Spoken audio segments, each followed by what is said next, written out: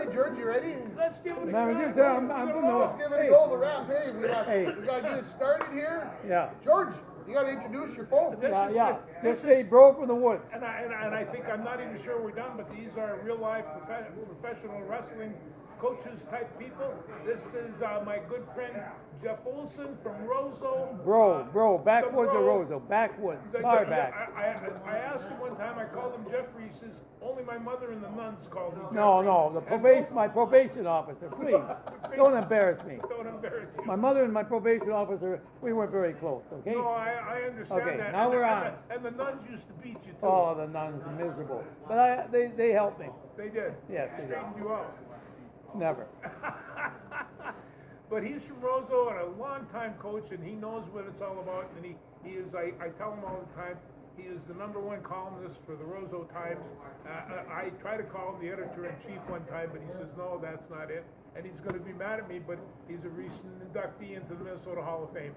So this is the Wrestling Hall of Fame, and they couldn't get a better one. So this. Thank you. Let's get to my man Dick Ostrud here, Dick former great coach. Hall of Famer. Hall of Famer. Bronco Athletic Hall of Famer. You are, And right? a former mentor of mine. I never would have coached wrestling except he saw me in the hallway, and I was walking away from Jim Rolando, who had just talked to me about coaching basketball, and Osti says, "Hey, you should come with me."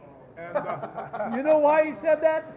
He was looking for a good throwing dummy. yeah, he was, and he had one too. In fact, for a while he had two of them, both me and John the Bear Holler. Oh, and that's Holler. and that was a hot spot of Bronco wrestling. It was an amazing time. Yeah, you know, the first time I saw Mr. Holler, he was in Roseau. He came across, and then I handed him my wallet. He says, "What's this for? Then you don't have to mug me." And you don't have to mug me, yeah. And Tim here, he owns this place. No. He's I got just a work, walking tab at the Muni, one of the finest joints in Well, town. that's because he knows the bartender knows that if he doesn't pay it, she'll hit me up for it. So There you go. We worked this out. Absolutely.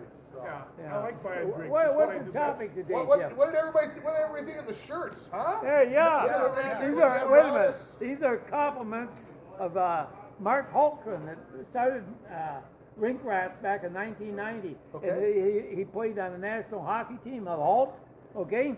But guess what? He quit it all but mat rats. He said there's something about wrestlers, he said, that beats it even on hockey. And what is it about wrestlers? What is it that? Well, I'll tell makes- you one thing.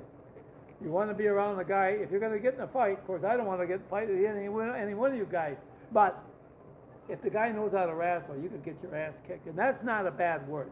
Yeah, it's right. We got to terminate? You're good. Yeah, You're good. yeah, okay. But I mean, wrestlers, look at Frake, look at Osti. Tim, you should have been a wrestler. Could have been. It would have been fun. I was at a school too small for that kind of action. We had Toivola Meadowlands. Oh, where is this town? It's about 2 hours south of International Falls. What's the first name? Toivola, and the last name Meadowlands. Toivola is kind of Finnish. Oh, Very thin. Yeah. Oh, very thin. so you guys like to take those out, roll in the snow naked? The whole sauna business. Yeah, the boys like to go out and do their sauna. You know about this man? His old man, his grandfather had a tavern in Warwood, Minnesota. 1906, he did. Joe Right, Corlett. right. He was selling cheap stuff, but it went well. Yeah, he had to spend a little time in the pokey, but that was because he didn't take very good care of who he was selling his whiskey to, and at the time, you couldn't sell it to some people. Right, right. Yeah. Well, okay. Dick, what do you want to talk about? Who do you think about the Olympics winning in the 10,000 meters? Remember the 10,000 meters? Billy, what's his name? Billy Mills? Yes. You don't remember Billy Mills? 1964. Oh Tokyo, my God, yeah. that was the proudest day of my life. And he's still alive and well and kicking. Yes, he is. Yes. But not my friend who died a year ago or less, Henry Boucher. He was from Warwood. Yes, he was was. a fine man, He yeah. really was a Henry fine was. man. He was super. Yeah. And I did a number of pieces on Billy. I mean, I forget the name. Henry Boucher. Yeah. Henry say he wrote a couple of books too. He was He good. did. I Yes, bet he him. did. Yeah. He even gave me one as long as I put the money down. Oh, he signed it too. Yes, he did. Yeah, he did. Yeah. Hey, Tim, I don't know much about you. You're from some little town, Finntown. Okay. What'd your old man do in that town? He's a dairy farmer. Really? Did you have to milk a lot of cows? That's a lot of cows in my name. Did you do it with a milking machine or by hand? Milking machine. Yeah, we had between 40 and 50 cows. Why? That's wow. That's wow. And George, he grew up on a boat somewhere. Well, no, I grew up here in the woods, but yeah, I grew up on the boats. Oh yeah, he did. He was a great lakes fisherman and everything. Okay, Dick, give me a prediction on the Olympic wrestling. How are we gonna do? We're gonna have about 3-4 gold in the freestyle. You know, I didn't watch much of the wrestling. I was tied up with track and field. Well, I'm going to tell you right now, the last Olympics in Tokyo, they probably put out the strongest wrestling team the United States ever had in both Greco and freestyle, and I think this is a tougher squad. This is really, you know, and I'm the guy that I'm really thinking about is Aaron Brooks, 4-time national champion out of Penn State. He's at 86 kilograms, and he beat the guy, the defending champion. He defeated the defending champion, and I've watched this guy wrestle for 3 or 4 years. I've never even seen him get in trouble. He got taken down in the finals. But he had a bad knee. He had a bad knee. And that's the only time I've ever seen this guy get taken down. He hammers people, and I don't know. He doesn't have a lot of international experience. But I'm kind of pulling for Aaron Brooks, and the other guy that I'm looking for is Kyle Dake. He had a bronze medal at Tokyo, and he is looking really, really strong in the trials. He was just moving, just flashing. Right. Well, we're hoping the women do well too. Helen Morales and Parrish, and there's a lot of. You wouldn't want to slap one of these girls. I'll tell you, they take it down right now. No, they're good. Kennedy Blades. How do you like that for a wrestling name? I like it. Kennedy Blades. And you see this woman. She's an incredible wrestler. She actually looks like a ballet dancer the way she moves. Right. But she is tough and just that kind well, of. one thing, you watch Helen Morales. She's very good with foot sweeps. You know, there's a little bit of judo in some of these people that are wrestling nowadays. Yeah. Oh, there is, yeah. Yeah. And of course, we got Greco-Roman. But a lot of people, all they want to do is watch hockey. And then this is the Summer Olympics, folks. And let me tell you something. Who was the head coach of the great championship teams for the Broncos back in the 60s? Larry Ross. Larry Ross, and I interviewed him back at the World Celebrity Golf Tournament in about 1990. And he was still working as a scout for a number of teams, and he was amazing. He's a lovely character. He won 4, 5, or 6, or 7.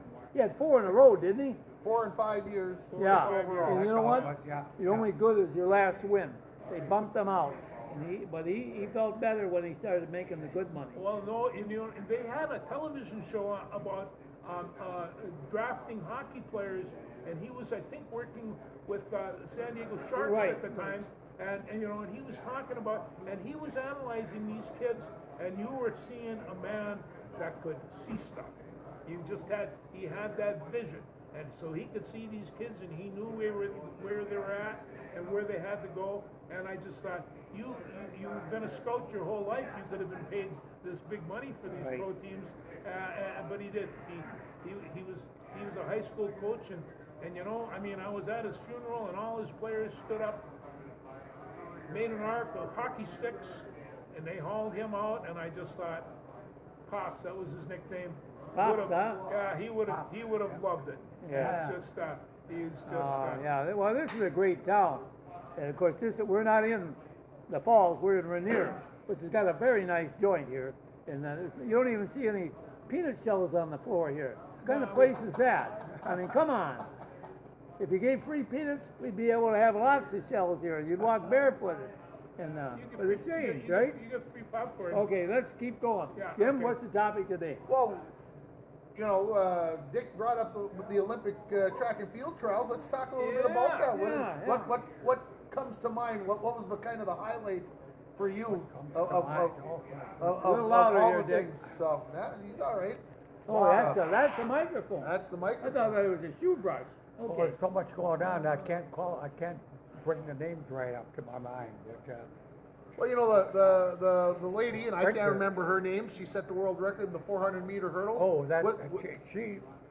she was at the finish line and they were still struggling Yeah, with the last yeah. hurdle. And But she did I that in the really- preliminary race too. There wasn't anybody within 20 yards of her in they any just of the can't races. go with her. Yeah. Yeah. Hey, I can't think of names, but the 1960 Olympics, my heart got broken when Valerie Brummel beat John Thomas in the high jump. You remember that? I do. Oh my God, America lost. We were yeah, done. John. But then they had the African American gal that had been raised with had polio, and she won Wilma Rudolph. Velma Rudolph, and she's now deceased. I mean, we had heroes back then. And then you had pole vaulting, but the Ruskies, they were tougher. And of course, some of those East German women, they would have whipped anybody in anything. I mean, they were. Remember the East German women? Yeah, they pumped. They were. Yeah, they had some. Yeah. Yeah, I wouldn't get it. I don't think Trump would get fresh with any of these East German women back Oh, then. certainly not. In fact, he'd have to have bad eyesight. But Oh, you know you know what he's saying? We got to delete the little guy. You know, I've always been partial watching the people throw the weights around. The shot put distances are getting unbelievable. Isn't that something? Geez, they're putting out there, 78, 75, Yeah. 80 feet. I mean, there's just hammering them out there. And they put that, I don't know, I mean, I certainly don't know the technique, but it seems to me that there's 2 spins. There's one guy has 3 spins in that sucker, and by the time he's done, it comes out like a cabbage. Okay, I'm going to ask you a question. I got Tim here. You ever hear of Al Order? Yes, I Won watched 4 him. discus gold. Four. In 12 years, he won 4. I watched him throw in Montreal. He took a third there. No, he took 3 first. Yeah, but And maybe he was older. and that's he was what a he was, and 4-time Olympic discus thrower. yeah, he was good. Yeah, Al Orr. And of course, you have to go back to my cereal box when they had Bob Richards. You remember Reverend Bob Richards? Bull vaulter. Vaulter. Yeah, not only pole vaulter, he won the decathlon. Decathlon. Yeah, 48 and 52. He did, yeah. Yeah. How did I know that? You were there hanging out. Yeah, to me, you go back to the Olympic trials, it seemed like, I'm going to give a shout out to NBC. They had that baby in the USA track and field. They had that thing set up for you. They could get everything good in an hour for you, maybe 2 hours. Yeah. But they had it all set up, just enough time to let you digest things, and then bam, they hit you with another race. I enjoyed it. I know you've been out to Oregon to watch, right? To watch the trials, right? Or just the national? National. The national. That- Well, that- in that- this case. What a stadium. I mean, that thing is designed solely for track, nothing Yeah, else. and you know what? When I was out there, that was the old stadium. Okay. I saw the last meet. Oh. at The old one. The old one, yeah. Yeah, I it got to was get down- out there. I've got to find a way to get out there and Tracktown, USA. Tracktown USA. I like it. North. Just, Oh, it is. It's just something else to watch. So Well, when you watch that, you get pumped and you think, this Olympics might be worthwhile watching. Oh, it's always worthwhile. This is So much you can watch on these trials right now, like on your cell phone. Like every one of the deals that shows them the races, unbelievable. The one guy that threw himself, who was that just did it to win the trials? He flung himself. I can't think of his name, but Do you know what I'm talking about? Huh? Yeah, at that point you got to do whatever you can to get that trip to Paris, right? Yes, yes. Get That's the what torso it's across all the about. Finish line, yeah. So, what else, George? What do you? What should we talk about next? I have not watched so much tennis probably in ever in my life. But Tennis, yesterday I watched Coco Gauff and Emma Navarro. They just beat the heck out of each other. Coco went down, and she's number 2 rated tennis player in there, and Emma just didn't really care. Yeah, she didn't seem to. She didn't lose herself in the moment. She didn't get caught up into it. I don't think she was thinking about, well, I'm beating the number 2 player in the world. I'm doing this. I'm doing that. She just played tennis. And even when they interviewed her at the end, they asked her, well, talk a little bit about how the day went. Well, I just went out there and I played tennis, and I'm just like, holy smokes, lady. Is there a heartbeat in there? Because she's just calm. It's amazing. Well, and Coco, when she is going, she's unbeatable, but she's just had lapses. And Emma did not mess with those. She took full advantage. Coco had a very frustrating day. She, Yeah. asking for help. What do I need to do? With talking to the coaches, and it's just like, I wanted to tell her just play tennis. Go out and play tennis. Just go play tennis. You don't. Yeah. You're trying too much. So There's so much pressure, though. Oh, unbelievable. it's huge. Even in golf. Imagine the pressure on golf. They said some of these guys they don't even make the cut. They're out big money. You know. Well, you know, and the other thing is that there's a lot of, and I brought this up a while back, the youth movement is coming. Only 2 of the top 10 seeds are still playing. That On the means- women's side, on right? The women's On side, the women's yeah. side, They yeah. all got whacked out, and it's just like all these young kids are coming in and beating the heck out of that thing. And I'm telling you, these girls, they've spent time in the weight room. You can tell by looking at those shoulders and those necks. Well, and they've talked about the difference on playing on grass. They were talking about the other morning. I had it on, and that some of the players aren't making the adjustments that you need to do to play on grass. You know, the ball doesn't bounce quite as high. You got to bend your knees more. You got to play a little different game than you do, say, on the clay or a hard They were court. slipping all over the first couple of days, and after a while, they play a little bit more solid and pep. I haven't seen a slip in a couple of matches now, but the first few days, they were slipping and sliding all over there. I mean, not that I know anything about tennis, but I know that when it's 135 mile an hour serve, it's going to be hard to hit. Yeah, they It's make it just- look pretty easy on the returns of those, don't Yeah, they? they do. I just getting enough on it to get it back over and get into the point. It is No, pretty and I was interesting. watching this young Ben Shelton from the USA. He's going to be a superstar. He started with his serve at 85 miles an hour. That's his changeup. And then they have a curveball about 110. And then when he wants to throw a smoker, it was 135 miles an hour. So he has a change of about 45 or 50 miles an hour on all his serves. Now the 85 mile an hour one, it was dodging and ducking and doing one of those things. But you see these, and this young kid, what's he, 22? Just built like a tank. He's going to be a superstar. But he did get knocked out by Janet Sinner. And so he's an Italian, so we wanted to always beat that. And then Carlos Alcaraz, he won it last year. He can pull his hand out of the fire real easy, and it's just like he gets hooked up, and you can just see. You know how I feel about Rafa Nadal. Yeah. That's how I feel about Alcaraz. He's the same kind of tennis. He's not left-handed. He's right-handed, but he finds a way, and He finds a way. It's just like he's down. You think he's out, and then you get to the 5th set, and it's just like, no problem. I got this. Don't fret. He's so calm. He's so cool. He's so collected. Yeah, it drives you nuts. He's 21 years old. He's good looking enough to make a catalog cover. He's got the whole package. But could he play tennis? He's fun to watch. So anyway, I haven't spent that much time watching Wimbledon in a long time, but I got myself a little bowl of strawberries, some ice cream, and made So me you think felt I like was did you have a glass of champagne then too? I don't No, like no champagne very much, champagne. but Fair enough. And I said to Sue, I says, before I have champagne, I want some caviar. And of course she snickers at me because she doesn't like caviar, but I can drink champagne if you got a fairly good caviar, right? I'm sure you. I've never agree. had any, so I'm a little bit out.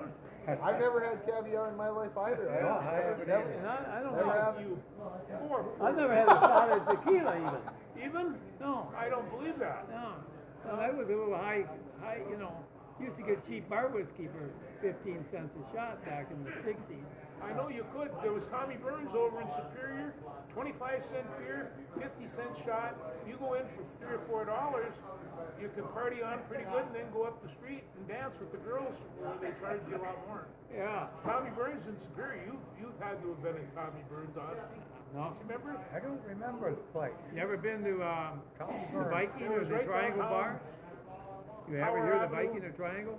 Down in the The West Viking, Bank? we had a Viking here in International that's Falls, it, but yeah. never to the Triangle. Oh, the Oh, Viking, the Triangle. That's still there. That's where Lazy Bill Lucas and No, it's a boutique. it is. Huh? Yeah. They spoiled it. They spoiled it. It was just a joint when I was there. You know, but as long as you bring it up, that west side, you could walk around, there was music coming out of every joint, Yeah, 4 or 5 places. They had Caesar's Bar. Remember Caesar's? Caesar's. And then they had the 4-H Club. And then if you got the band box, you could buy hash brown. Morning for 55 cents, you got coffee, bacon, hash browns, and 2 fried eggs. No wonder you really were a city guy, weren't you? You bet I was. Now I got bears trying to kill me. But that's all right. Hey, what's our timing here now, Timmy? Oh, we're good. We're good. We got lots of time left. Really? I don't want you to be we're like just that. getting warmed up Yeah. now. Well, I tell you, George, take a look at this guy. He's a boatsman, and he's a kind of a preacher, and he's also very smart. You know, yeah, right, really. I mean, he reads good books. My wife's never accused me of that, but thank No, you. no, well, she knows you more than I do. I read a lot of books. That helps. Yes. Yes. Well, you know, Sue has been good to you. Oh, are you kidding? I'd have been. Hey, I'll tell you one story. This is a true story, too. They came to Roseville and they kicked our butt. He hadn't won yet, and they kicked our butt. I think it was 29-28. Well, I went over to, it was a butt kicking. Let me tell you something. So then he took off on the bus, right, with Tesh. So I went, that was in the old days, so I had to ask my fellow assistant coach, Dale Jennings, if I could make a long distance call to I Falls. So I called about 9:30, 10 o'clock, and I said, Sue, there's Jeff Olson. Bro, I don't remember what I went by then. I says, hey, when old George gets home tonight, he's a winner. Give him some loving. Give him a little lemon. And believe it or not, he did not go upstairs to the bedroom. He went downstairs to the basement to have a celebratory beer. Of course. Yeah, I did down. I sat down there and Tess was down there. We hammered the beers with some rock and roll. That was our first win that year. Yes, it was. And we didn't get a whole lot of them, so we did That that. hurt my feeling. We missed it. But you did tell that to a number of people about me calling your wife. Oh no! So the next week we're down at a seating meeting in Bemidji, and his name came up, and I says, yeah, the brother called my wife and said that I deserved a little loving for beating him in the last duel. Well, that brought down the house, you know. And it's just seed meetings. Seed meetings when you have all the finest coaching minds in the world tell preposterous lies to try to get their kid one more stump out. And I went down. I had this kid, and Kevin Crandall. And he his first year, and he'd had a tough year. He was just learning, but he was strong as could be. And they had him seated ninth in the region. I says, you guys, I'm telling you right now, he's down a weight. He's one of the strongest kids that I have in the room. If you're trying to separate good wrestlers, you don't want him down there because somebody's going to pay. And the one who was going to pay after he demolished the guy in the prelims was the #1 seed. And Kevin went out there and just, you know, it was a tough goal, but I was not at all surprised that he beat him. I predicted that something like that was going to happen. 2 years later, he wrestled in the state tournament. Kevin was one of the most remarkable wrestlers I had. Remember the kid, yeah. And Keith, his brother, he'd come over and he'd say, look at what he did. Look at, Kevin had such big hands. These guys all had finger bruises on their ribs, from Kevin giving them a crack. And finally, Keith was sitting down there and they were wrestling. Keith turned up and just punched him. Don't do that anymore. And it's just like, what was he doing? Just as I taught him, nice deep waist ride. Only he had his finger crossed right into the ribs. And it's just like, and I don't know that Kevin did that anymore. But Kevin's son now is a superstar football player, but the old man was a good wrestler. In fact, I asked one of his sons, I says, do you ever wrestle him? And he says, no. He says, but my brother did. How'd that work out? Not good. And so, you know, it's a non-wrestler shouldn't wrestle a wrestler. It might not work out for you. I don't know. I certainly wouldn't want to wrestle Tim here. Oh, he's strong as a bull, yeah. Yeah. I used to be. I'm getting old now. So it's all over. No, but you're right. You know, you watch. That Bob Lake. That's Bob Lake. Get the T-shirt on, Good Bob. to see you, buddy. This is Tim Ringhofer. Oh, go ahead. He's the boss. That's Dick Ostrud. Sir, how you doing? Yeah, he wrestled for. He coached with Jerry Jingles. You remember Jerry? Really? Jingles? Yeah. Canby. That was back. Yes. Canby. I knew some of the hackers. They were my roommates. You got to get around here. Yeah. I got to get him a T-shirt though. He's got to have a T-shirt. There's another chair back here, George, already. Okay, I'm just gonna get a T-shirt. I gotta find the bathroom. I hate to say it. Right over here. The ladies is much You know, somebody really gave us good directions. Must have been you, because I actually found this place. I didn't get too lost. You got your lady friend I'm here? so glad to see you. My lady. See your white beard? Oh, there you go. See, just a little intermission, no problem. We're doing Meals on Wheels. Try that. too. So, Turn over the top. you've been watching any summer league basketball? I know that was Yeah, your. I caught a little bit last night, and I was looking for that Cam Christie, Yeah. and but I missed the game and caught the second one. But hey, these kids aren't too bad either. They're not the A League yet, but they're fun to They will watch. be part of it soon, right? They will be, but you know, it's like you're playing with people that are future Hall of Famers and NBA stars, and I think young Christie just might be one of them. Yeah, if he can keep shooting the ball like he did during the Big Ten season, Yeah, he'll have a chance. yeah. Every team needs shooters now because they shoot Oh, so many threes. and then I saw Mr. Battle play a little bit last night, and he was just kind of a basketball player, and that's all he was. When you're playing against that kind of competition, it's a little different deal. It's a little different. It's actually a whole different game. How about your Lynx? The Lynx are playing really well. The problem of the Lynx is I've seen them lose 2 games on just poor defense and not being able to hit the shot, and then they were just 1 shot too short. They with 8 seconds left hit a 3 and had to get the ball back, and they just simply ran out of time. But I think they're going to be fine. They're one of the best teams in the league. They'll be fine. And that's probably, and I guess I look at it this way, when you think about the Lynx teams that won titles in 11, 13, 15, Yeah. and 17, I mean, they had Maya Moore, they had all these whatever. I think Coach, if I can say it that way, is making the difference here. I think and I so, think that's too. going to happen with the Olympics as well. She just Fits me she just- perfect. I got just another get- one. It'll she be- just gets no, it it's done. done. Grab You wore that it. I chair got right extra. there next to the bro. Okay, here's the deal. You You wore guys it are one making time. me nervous. You guys are all really good people. you No, know. don't give me that. This, ladies and gentlemen, is Bob Lake from the great city of Aiken, and another professional mastermind here. Well, no. But I do appreciate meeting with you guys. This is, the northern sector.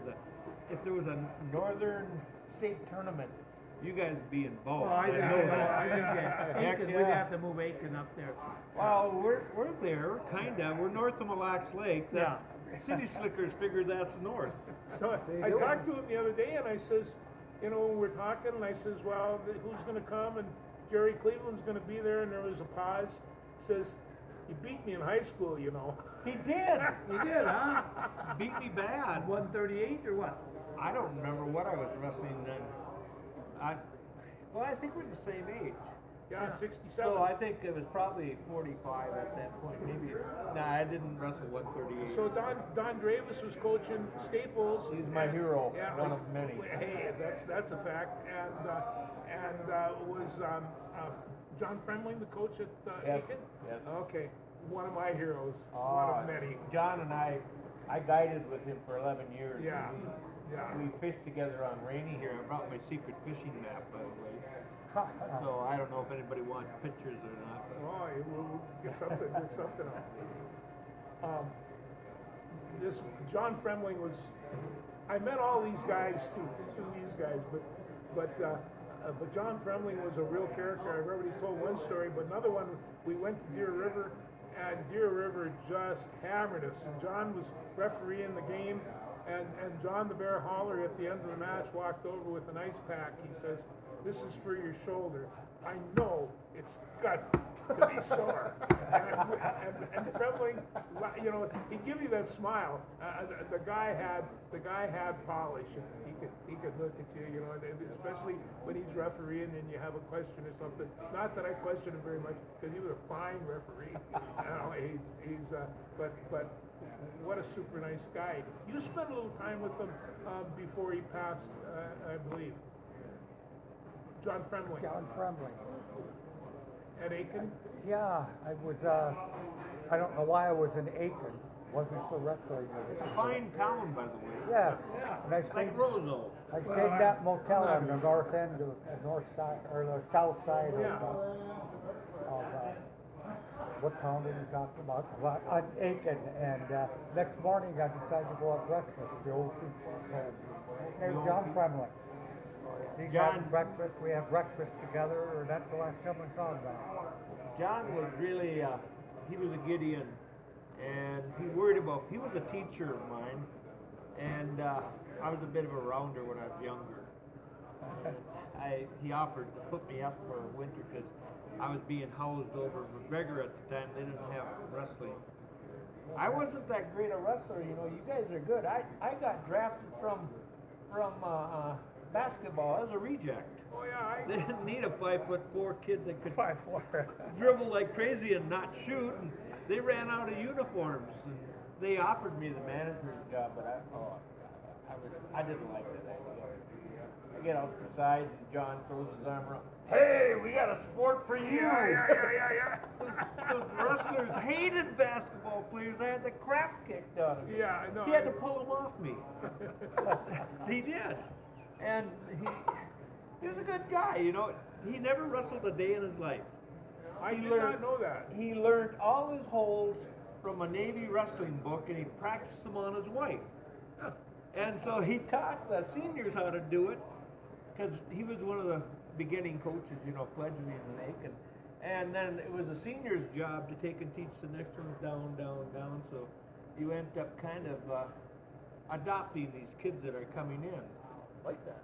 Well, that's kind of how it operated, but I remember John, I think we used some of the ones that weren't real legal, like chicken wings and stuff like that. They were good back then, the chicken. Well, I just remember it hurt.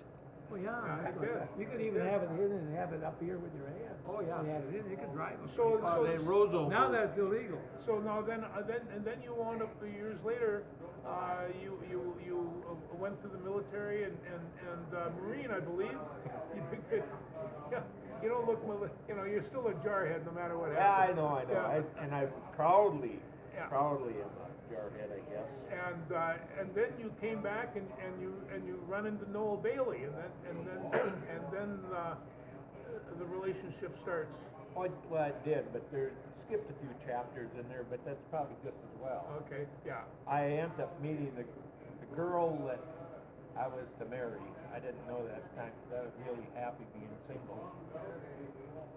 And she said I was traveling for a company. I was a foreman on the road in construction. And she says, Robert, I don't care if you get you for the rest of your life in Aiken County. The most important thing in life is family. You're going to quit that job and you're going to move back up here if we're going to get married. Okay. And you're still with him. Well, I am. Oh, she's a character. She was Aiken County Senior Volunteer of the Year. Her Just lately. Another one, yep. She just finished her last parade Yeah. in Glen. Big town, about 50 people. Did she come up here with you? No, she's got to deliver. She was delivering Meals on Wheels. Oh, well that She's a gem. I don't know what she saw in me. Not too I've many. heard this story before. But it's true. I mean, well, we won't go in there. I fell in love with my wife at a very early age too, and I've saved me. So, anyway, getting back to the other guy is I'd like to just chat about, of course, is Noel Bailey, who we just lost not that long ago, and he, you know, I always said if I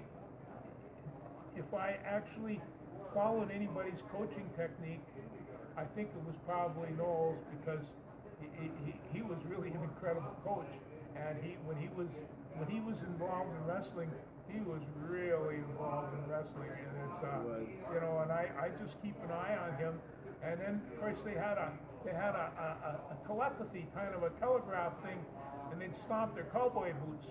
Boom, boom, boom, boom, and then they took boom, boom, boom, and you could hear that stomp all through the gym, and the kids would look up, and then he'd tell them what instructions he wanted to give them, and he followed those instructions. But you know, he was more than that. We had a preseason scrimmage in Virginia, and Aiken came up, and Virginia was there, and I had a kid that was climbing on the bus, and he was climbing on the bus. Pack of cigarettes fall out of his pocket. And so this is one of those border kids, and I thought, what am I going to do about this? I don't want to lose him.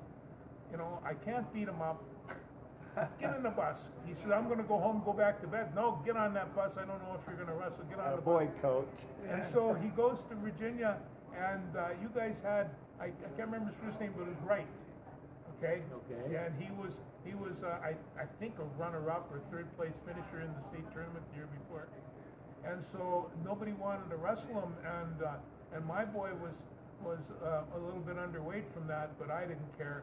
And so I said to Noel, I says, I need my boy to have a lesson learned. Oh yeah? I told him what it was. Betcha. So we put those kids out, and the first thing I found out was not only that Wright was a really good wrestler, but my kid was a pretty good wrestler too, because he only lost to him 5-3, and I thought that he was just going to get hammered. It was a close match, and that year my boy did go to the state tournament. Might have been the next year he went down to the state tournament, won a couple of matches down there. But it started with conspiring with Noel Bailey to teach his kid a lesson, and we did do that. And that's just like somebody, you did that for punishment? Yes. You know, the consequences were you get to wrestle him, and he's going to rip you apart, and then and you cut back on your cigarettes. You know? But that's kind of, it was a lot better than sitting saying you're suspended for 6 weeks. I lose him for 6 weeks. I lose the kid. He quit school. Well, yeah, he was. Well, as it turned out, his senior year, I saw him in the library when everybody was over practicing for graduation. I said, "What are you doing?" He says, "The math teacher tells me I don't finish all these assignments, I'm not going to graduate." And I says, "Well, just a second here." And I went and had arrangements for my classroom to be covered, and I went up to, "What are you doing?" I says, "I'm going to make sure you get this done, and if you don't have this done by the end of the day and you don't graduate, you and I are going to go out in the field. I didn't waste 3 years of my life for you not to graduate from high school." He graduated, but we're going to go out in the field and talk about this. And it's just, but you know, those are techniques that Noel would have used, had no problem. Cleveland as well. These and the Bro, you don't even want, Bro said, "I don't care if they wrestle underneath the mat." Well, the thing is, I had to go and get the grades changed. I had a kid who was pretty slow. He wasn't a wrestler. His name was Travis Richards. Nice kid. But so I went in there, and this Gus was screaming at me. He was the super principal. He said, "We can't have this kid flunking out. He'll not graduate." I says, "Okay." So I went to see this football coach, the all-state football coach, Roberts. Okay. I said, "Hey, let's see what's on your computer here on Travis." And there was nothing but zeros. I said, "Look, that's a 40. Why didn't you put a 20 underneath that?" By the time I got done working the computer, the kid was graduating. Get a scholarship. That's the way. That's Well, the way yeah, you work at to Roosevelt. Marvin Windows. Yeah, Marvin Windows. You know. We're using this man's time. What time is it? Good, we're good. I don't even know what time it is. Time to get a watch. 10 after 2. About 10 after. Yeah, you Got got about 10 minutes. 10 minutes. Okay. What are you looking at in the Olympics? Mike? Bob? Tell me what I'm just looking at you guys here. No, don't forget it. You're more important.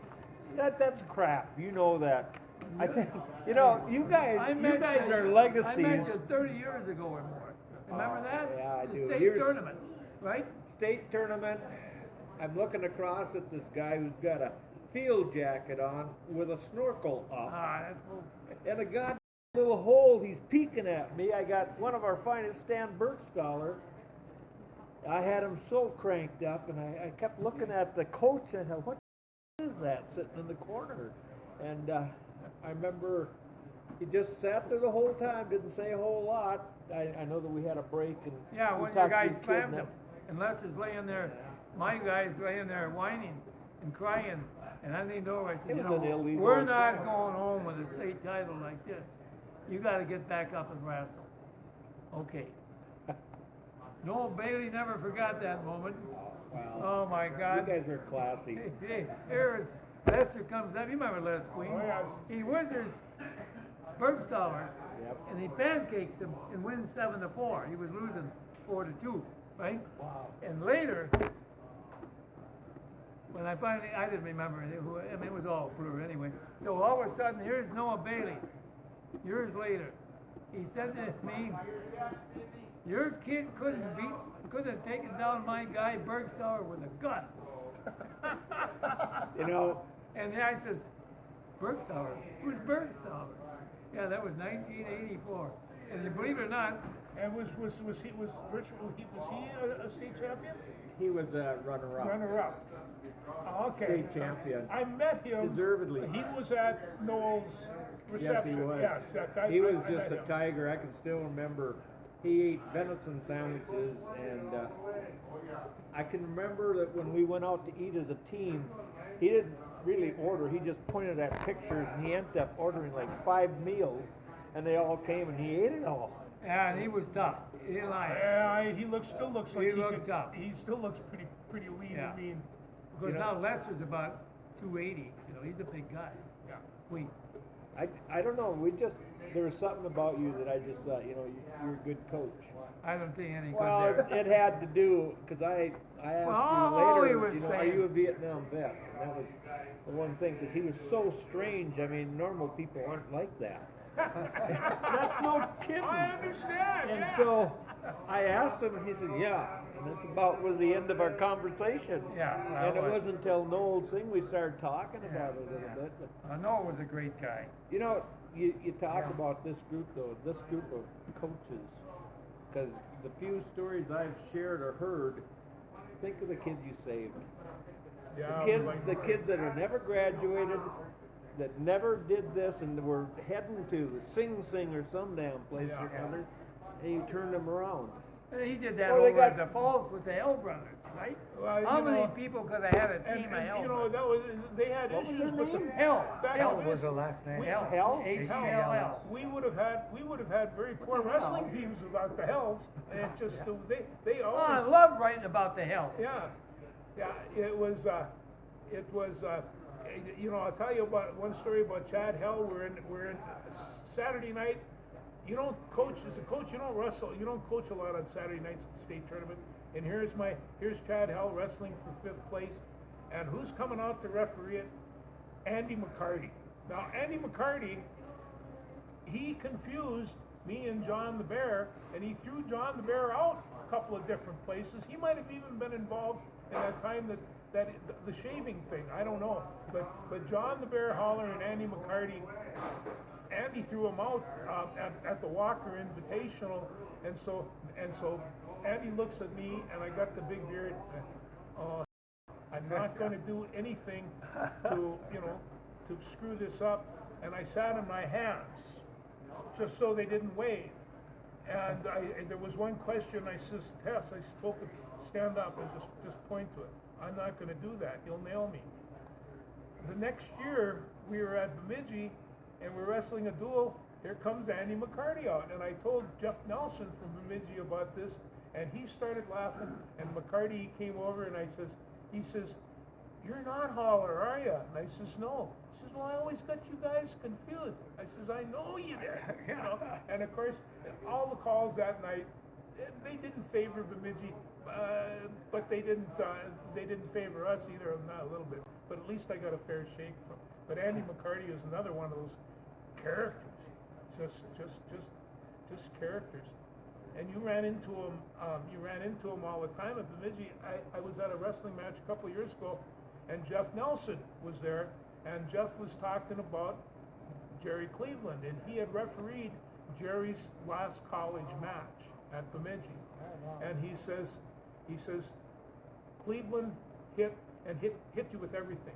Every move, he didn't care what the score was offensively. He was going to beat you, and so he would go out there, and I can see this. Cleveland's a little bit out of his mind, and there's Jeff Nelson scoring this thing. He says the score was like 18-16. He says, you know how hard it is to referee a match when there's that many points going on, especially like Cleveland, because I guess he was just he was just a spark plug and would throw himself at everything. But Jeff Nelson told me about his last match. When I told Cleveland about that, he was pretty impressed by that. So people don't ever forget these wrestling matches. You just don't. Anyway, I knew that we'd get some good wrestling talk out of this one, Tim. Tim, we go down to Bemidji and we've done live shows down there, and we've done TV shows down there. Direct. Yeah.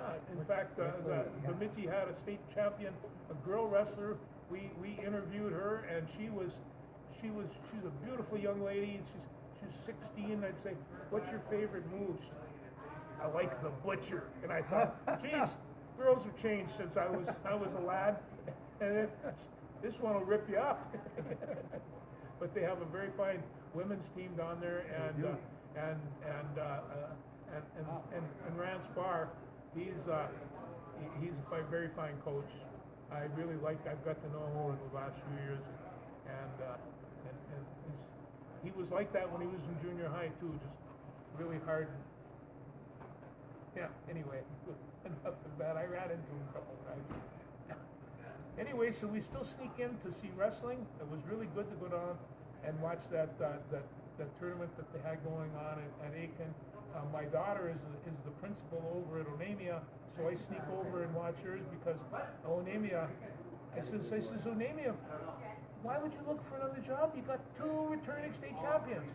She's only one. Okay, you got 1 returning, but they've been very successful. They got a nice team down there with a great coaching staff. They all get along and they look like they're having fun. And so I sneak into Onamia once in a while. And any place else, I can still count backwards. The coach from Onamia, Isle, he's the service officer in Aiken. Oh, that's the right. Assistant one, and we got talking about that a little bit. Well, you got commonality if you've been involved with wrestling, even if you aren't good. No. You have commonality, and when you talk to these people, it opens it all up. I didn't realize that he had 2 state. He stole a coach from Aiken, of course, that Kevin Lamke. A very good one. Yes, he was. And he and Jerry Cleveland was his coach at Cass Lake. So it all gets connected. And when Cleveland is broadcasting his wrestling matches, when the Onamia kids come up, he was pumped. And he like you say, you get to know a lot of Cleveland did radio? He does the television show on for the state. Jerry Cleveland. Jerry Cleveland. The dean of wrestling broadcasting. Yeah, I was one of the few people that ever broadcast on radio, and we get going. I had a fan club from Mille Lacs Lake, and they'd be out there in the fish house, and they'd call in during this time, and I was Bob on the Knob. Bob on the knob. Bob on the knob. I like that. It's true, and they called and they wanted to know what the score was, and then why we weren't covering the Isle of Onamia more. Sure.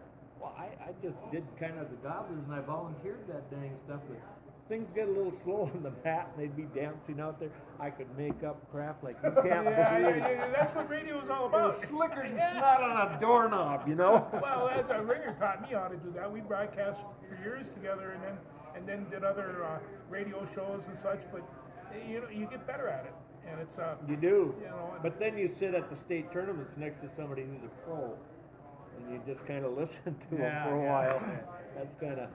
Well, and there are a number of people from the south and the west of Minnesota. There are fine wrestling broadcasters, and broadcast wrestling can be. You guys got a pretty good one. I just remember sitting there next to those guys, and you guys have always got a good team.